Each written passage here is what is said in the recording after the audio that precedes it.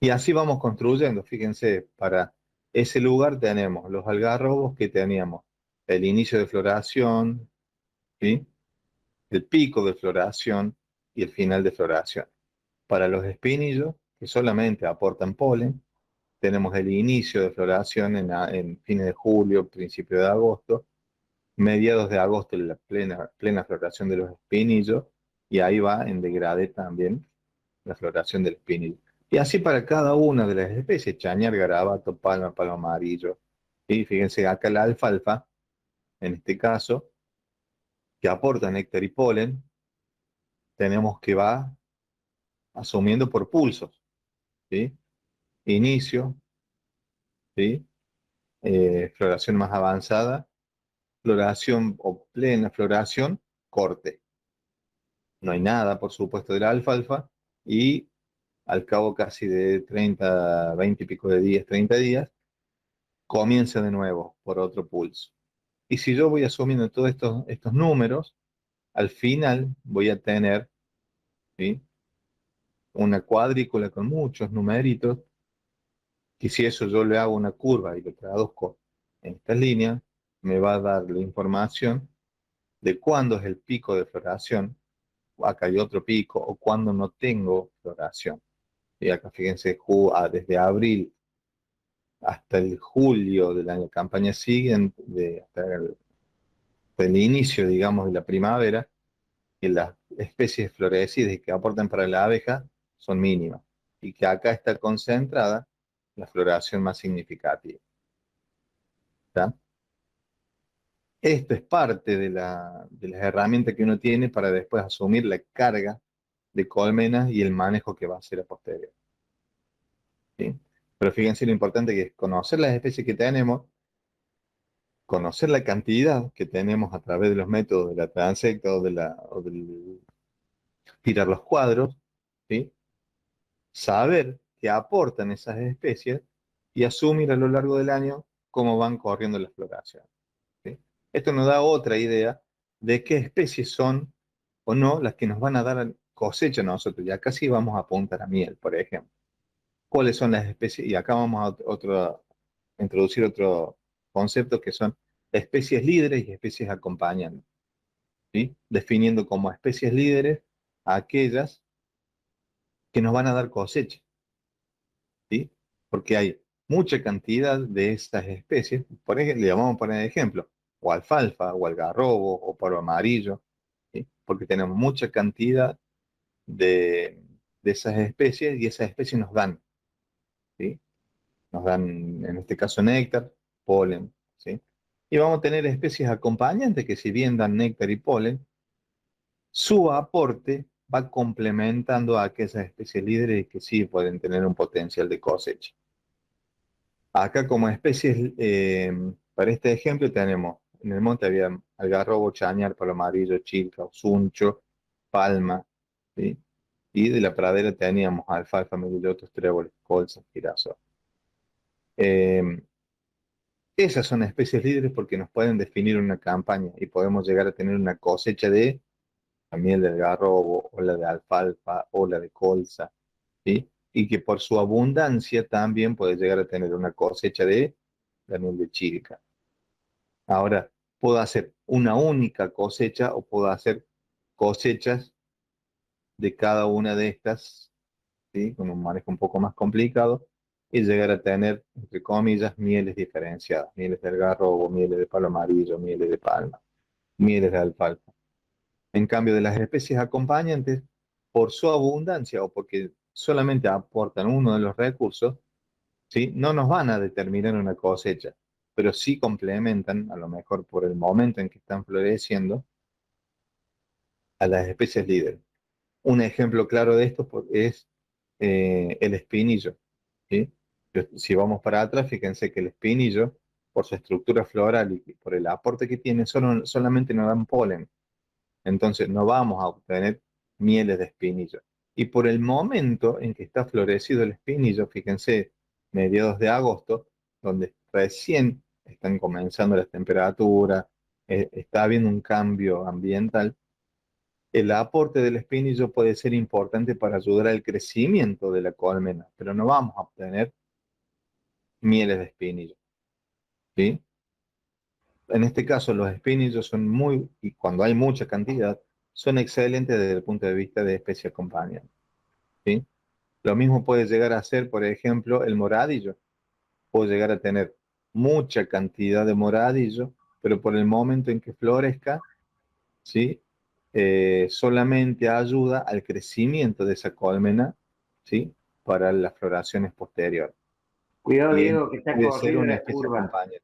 Y el palo amarillo, por ejemplo, puede llegar a ser, acá podemos jugar un poco más, puede ser una especie acompañante si la abundancia no es grande, o puede ser una especie líder que me dé una campaña, el palo amarillo. Sí, Sosa, perdón, te corté. No, que la observación que te hago, la primera es que la curva de abajo está corrida con respecto al gráfico De de arriba. arriba. ¿Me entendés? Entonces, lo Ah, que vos claro, es decías cierto. agosto, mira, correte agosto, agosto está allá al comienzo, que es Claro, es este pico. un pequeño pico, exactamente. Esto sería lo que aporta, por ejemplo, los espinillos y el El moradillo, espinillo, y y acá después sería lo que aporta los algarrobos, el garabato, la tusca, ¿sí? Y la alfalfa. algo que hemos visto muy interesante de hacer con las curvas de floración en la cátedra y desde un punto de vista productivo, inclusive para aplicarlo con productores, muy interesante, porque los productores en general más o menos saben cuándo florecen las especies. Pero por ahí tenemos la costumbre de hacer como una curva muy general, muy ampliada en el tiempo. Y a veces conviene, más vale tomar tramos cortos, como por ejemplo podría ser ir de julio a noviembre, nada más que ahí, y bien extendido en el tiempo para que podamos verificar, y creo que hay un grafiquito un poquito más adelante, qué momentos son críticos para el manejo de la colmena, tanto porque sean a favor o porque sean en contra, porque puede haber una deficiencia o porque tengamos que aprovechar un pico de floración. ¿eh? Entonces, por ahí, esta información sirve y lo fenológico tiene mucho sentido cuando uno logra, fenológico junto con cantidades, junto con esas valoraciones de 1, 2, 4, cuando lo hacemos extendido en el tiempo. Entonces, en vez de hacer una curva que abarque el espacio de tiempo del mes, sea un puntito, sino que el espacio del mes sea 4, 5, 8 puntos, ¿se entiende? Entonces así podemos ver, visualizar mejor el fenómeno de lo que puede ocurrir con la floración. Creo que un poquito Exacto. más adelante hay una Sí, filmina que sí, sí. muestra Por eso. eso recalca la importancia de conocer qué especie tenemos, qué aporta, y nosotros ir relevando año a año El tiempo, el los momento. momentos de floración. Eso a lo largo del tiempo nos va a dar una curva mucho más ajustada, donde, bueno, uno puede tomar decisiones mucho más precisas. Y esto de tener en cuenta de especies líderes y especies acompañantes, ¿sí? Muchas acompañantes en un momento pueden ser líderes, Pueden ¿eh? Y determinar muchas, campañas. claro, y muchas líderes en un momento pueden ser una muy buena acompañante. No hay que descartar ninguna, pero por ahí, como vos diste el ejemplo, Diego, del algarrobo, el algarrobo por ahí está, a lo mejor no hay cantidades como están manifestadas en este ejemplo, solamente en vez de tener esas 400 plantas por hectárea nos da un valor mucho más bajo, nos da 20 plantas por hectárea, y a lo mejor, bueno, no dan campaña o dan una miel multifloral, pero sí son importantes por su aporte en este Exacto. momento clave. ¿eh? Sí, por ejemplo, ahí acá abajo como acompañante figuran las teráceas brasicáceas. Y sí, son acompañantes a lo mejor porque no están en cantidad, pero cuando están en cantidad, ¿sí? Los cardos o los nabos, por ejemplo, pueden llegar Bueno, a tener una cosecha. ¿Sí? exactamente, perfectamente se pueden convertir en líderes. Y puede Exacto. variar eso campaña a campaña, que era otra cosa importante. No es ¿Sí? que porque ya las tenemos relevadas acá vamos a creer que todos los años se comportan igual. Inclusive un manejo que se haya hecho en un potrero, por ejemplo, en un potrero duro, un potrero con gato panning, por ejemplo, cuando el ganado lo empieza a pisar, es muy probable que aparezcan especies, por ejemplo, como eh, Sombra como la de liebre. sombre liebre, y que en un momento era acompañante y en otro año, después de 2 años que eso está pastoreado, se convierte en una especie libre. Pero, por ejemplo, es difícil que los espinillos, ¿sí? Aparte por la estructura floral que tiene y el aporte, normalmente son especies acompañantes y no le podemos Exacto, decir que sea una especie líder porque no me va a dar una campaña. Son exactamente. importantes, ¿no? Son importantes porque si tenemos muchos espinillos, como en el caso del ejemplo, ese aporte proteico o de polen del espinillo, en el momento en que se ofrece, es muy importante porque ayuda al crecimiento de la colmena, pero no me va a dar Exacto. una cosecha de miel. ¿Sí? Es una muy buena acompañante por el momento en que esta especie aporta, pero no va a ser una especie líder desde el punto de vista del aporte de néctar para la cosecha de miel. Exactamente. Bueno, y siguiendo, Vamos, fíjense, la misma curva, ahí nos está dando información, y acá ya viene con todo el relevamiento del aporte, que tenemos picos, ¿sí? De néctar y polen, donde tenemos ahí mitad de agosto, septiembre, y acá fines de octubre, noviembre, y donde tenemos también baches.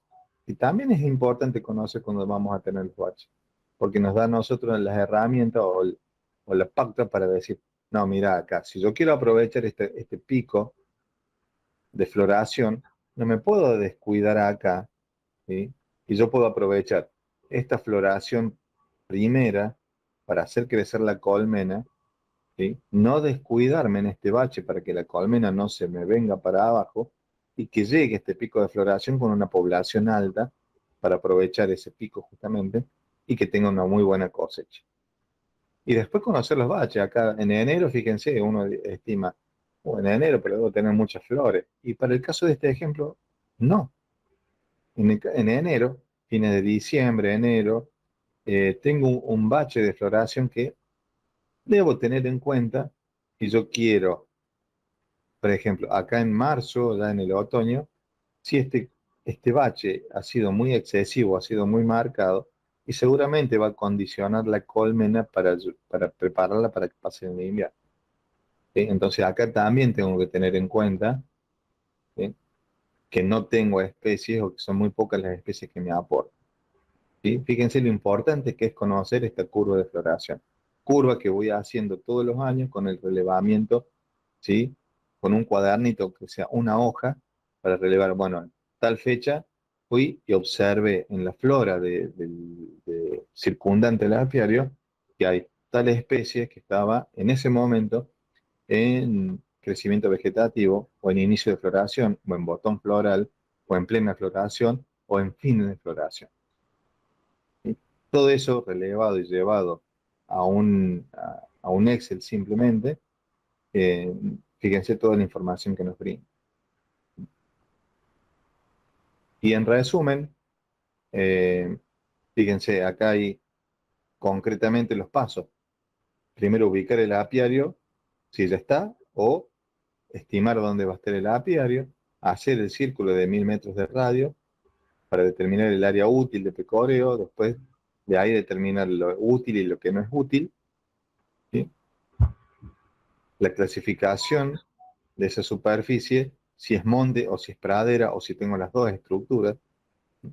Después ir a campo y relevar, porque la visita a campo es inevitable y es sumamente importante para conocer qué cantidad de plantas tengo por metro cuadrado, y eso después va a estar llevado a hectáreas, y después tomar la información, reconocer las especies y saber qué aportan esas especies. Lo puedo saber por un conocimiento empírico, porque un productor apícola me lo dijo, porque el productor del campo me lo dijo, que es una especie muy visitada por las abejas o no. Pero después, si no lo sé, es cuestión de ir a bibliografía y registrar. Aporta néctar, aporta polen, aportan las dos cosas, aporta una, ¿sí? Y después ir construyendo esas curvas de floración. Determinar cuáles son las especies líderes, las especies acompañantes, y con la superficie útil, más lo que aportan, lo que hay en esa superficie, determinar la carga de colmenas por hectárea o por superficie, ¿sí?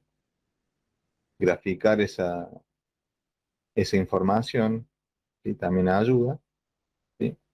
Y con todo esto nos estamos dando una metodología, una herramienta con muchas cosas que pueden hacer variar, ¿sí?